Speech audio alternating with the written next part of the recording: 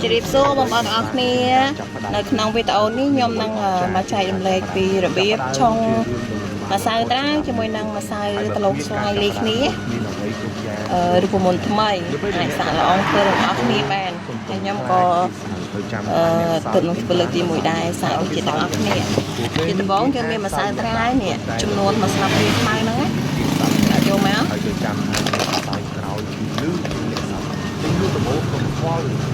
ស្រាប់ម្សៅត្រឡោកស្វាយក៏ខ្ញុំមាន1ស្លាបព្រានឹងដែរដាក់ចូលមកត្រូវការតែក្តៅចំនួន100 ml ចាក់ចូលមកចំនួនសារពេលចេញលក់ក៏វាឲ្យដេសប់ល្អណាស់ចូលចិត្តឲ្យពេលខ្លះទីផ្សារគឺអតិថិជនខ្លះយូកូក៏មានច្រើនអ្នកលក់កាច់កងក៏មានច្រើនតែត្រូវធ្វើខ្លួនឲ្យមានតម្លៃបំផុតសម្រាប់គ្នារបស់ទៅចាំសម្រាប់ដល់កូនខាំខ្ញុំប្រើចំនួន30 mlពេលអ្នកលក់ដំបូងកុំខ្វល់យើងចាប់ផ្ដើមដំបូងក៏វាអាចសបចូលចិត្តគ្នាល្អណាស់ហើយយើងត្រូវការ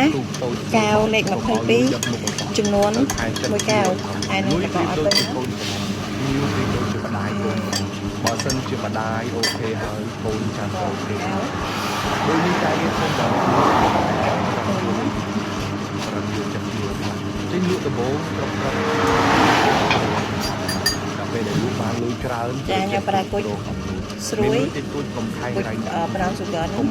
សម្រាប់ដល់គោស្រស់ខ្ញុំប្រើគុជរបស់អ្នកបាយណាត្រូវរក្សាចរិតនេះឲ្យទឹកទេទៅប៉ុណ្ណឹងគឺត្រូវចាំថាទោះបីជាអ្នកមានលុយច្រើនប៉ុណ្ណាជាវិធានពណ៌គឺគួរចាំវាកើតចេញពីអតិថិជនរបស់អ្នកទាំងអស់ដាច់ខាតសូមកុំមើលងាយអូខេសាកចិត្តអស់គ្នា